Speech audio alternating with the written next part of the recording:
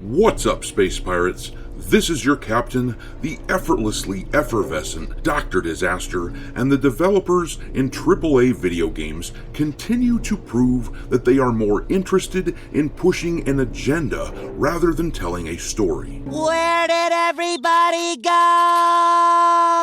As the industry crashes and burns all around them, with layoffs happening every other day, these doofuses have nobody to blame but themselves. We have another game here that I am going to recommend that we all avoid. Dragon Age: The Veilguard has another one of these developers who cannot keep their mouth shut. A blog post from Bioware recently came out highlighting this game director for Dragon Age and spotlighting the LGBT crap that the game will be filled with. When it came out, this person protected their account on Twitter because they always try to hide and scurry like weasels. But it ain't gonna work. You cannot hide.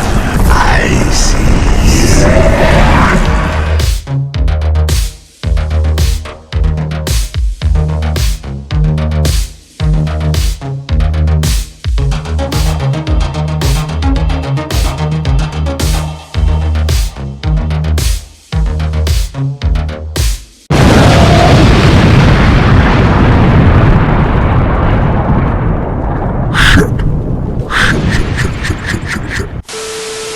Alright, me hearties, make sure you like this video and subscribe to the channel if you haven't already, and also, don't forget to follow me over on Twitter where I keep a list of woke/DEI infested games pinned to my account at all times. This title, Dragon Age: The Veilguard, is definitely going to be on there. It's a list of stupid idiots. You just made the list. In any event, my handle over there is Dr. Disaster 1. But let's read about what's going on with Dragon Age: The Veilguard. This was first brought to my attention by the Twitter account of Mark Kern, who you might know as the former team lead of the OG World of Warcraft. You know, from back when it was awesome. Anyhow, he wrote on Twitter, BioWare's Dragon Age game has been renamed to Dragon Age: The Veilguard.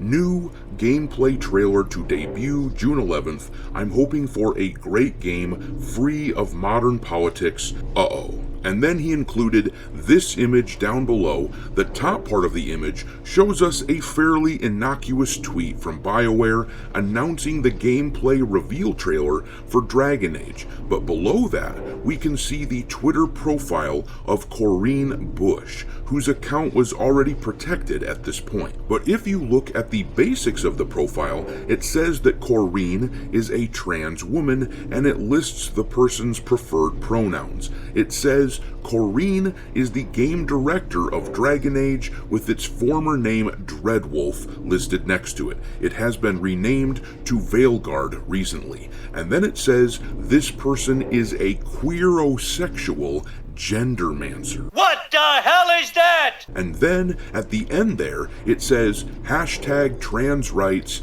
and then hashtag Black Lives Matter. But what's really funny to me is that if you look at the profile now, you don't see any of that shit. It just says that Corinne is a game director of Dragon Age.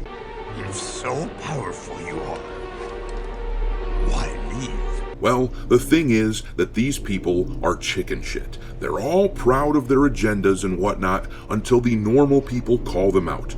Often, when the bottom line is threatened for a company like BioWare, the developer of Dragon Age, they will tell their employees to shut the hell up. And that seems to be what's going on here, but they get no benefit of the doubt here from me. The parent company of BioWare is EA, and as I'm sure many of you remember, that company is prominently listed on Sweet Baby Inc.'s webpage as one of their clients. It wouldn't surprise me at all if Sweet Baby was a part of this project in some way with what it sounds like. But let's read this blog post which talks about this Corinne Bush person and the Dragon Age game which sparked this controversy. We are going to skip down to the relevant part, which is right here where it says on Dragon Age. The Dragon Age franchise has a very special place in Corinne's heart. In part, that's because the games are all about possibility. Corinne is quoted saying, "In Dragon Age, you can be who you want to be, explore the possibilities and consequences of your choices, and build relationships that leave a lasting impression.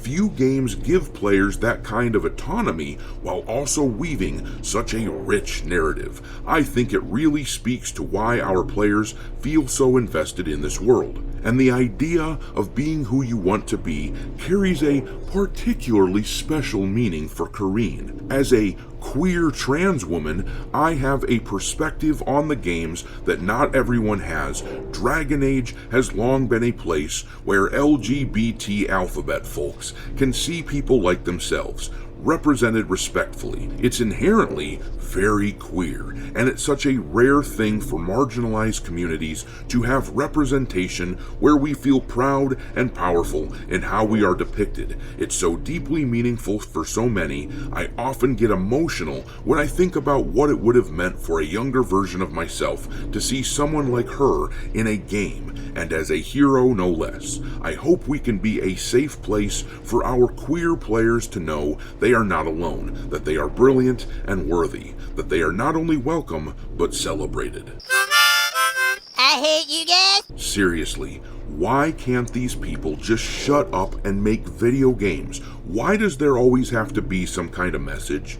Why can't they just let me fight dragons and cast spells? I sincerely do not care if a developer is gay or trans or whatever, but I very much care when they start talking about pushing this stuff into a game, particularly a game about high fantasy where it really doesn't belong. If you want to allow players the choice to have same-sex relationships in a game, for example, that's fine. Choice is fine. But I am sick to death of this mentality that everything has to have LGBT undercurrents. I'm sick of it, and I will once again reiterate what Mark Kern has been saying for a few months now. Stop buying AAA games for the next few years and let the industry heal. I have zero tolerance for this kind of bullshit in my games, and I highly recommend that you put this one on your ignore list on Steam. But I'm going to leave it there. What do you think of this Dragon Age controversy? Are you still interested in buying it, or are you over this shit and throwing it on your ignore list? Drop your thoughts in the comment section below, and we will talk there. Thanks for watching, me hearties. If you haven't already, your captain is inviting you to subscribe to the channel and become a part of the crew. Life as a space pirate may not be glamorous, but there's always plenty of booty.